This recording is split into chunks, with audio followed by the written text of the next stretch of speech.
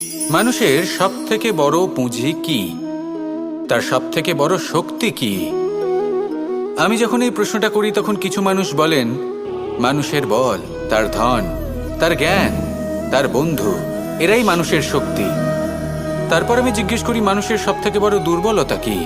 তখন তারা আমাকে বলেন সেই বল, জ্ঞান, মিত্র, এই সব কিছু হারিয়ে ফেলার ভয়। এই সংসারে এমন একটা আবেগ রয়েছে যা আপনার সবথেকে বড় শক্তিও হয়ে উঠতে পারে, আবার সবথেকে বড় দুর্বলতাও হয়ে উঠতে পারে। আর এই আবেগের নাম হলো বিশ্বাস।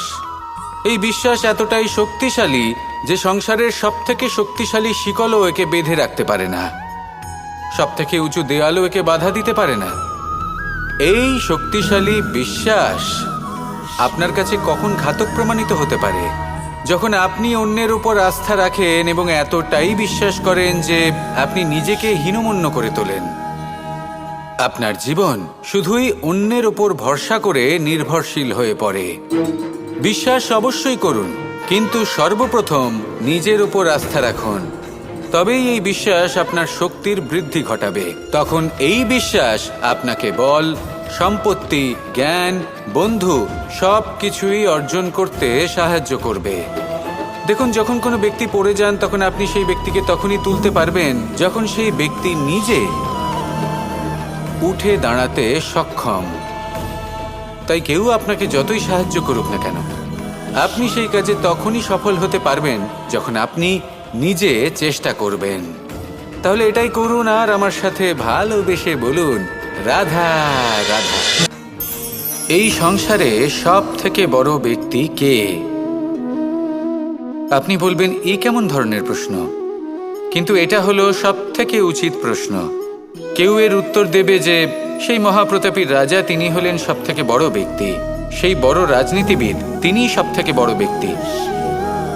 আমি আপনাকে জানাই যে সংসারের সব থেকে বড় ব্যক্তি হলেন তিনি, যার সাথে দেখা করলে আপনি নিজেকে ছোট মনে করবেন না।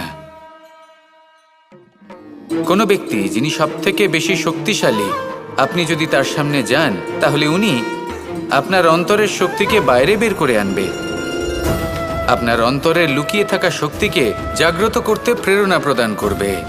তিনি হলেন বড় ব্যক্তি, তিনি হলেন মহান ব্যক্তি।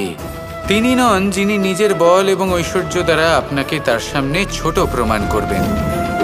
এবং সেই জন্য মহাদেব আমার আরাধ্য হলেন আমার খুব প্রিয়। কারণ রাজা হোক বা ফকির, কেউ যদি ওনার সামনে যান তাহলে সে নিজেকে ছোট মনে করেন না। আপনিও যদি জীবনে অনেক বড় হতে চান তাহলে কাউকে কখনো নিজেকে ছোট মনে করতে দেবেন না।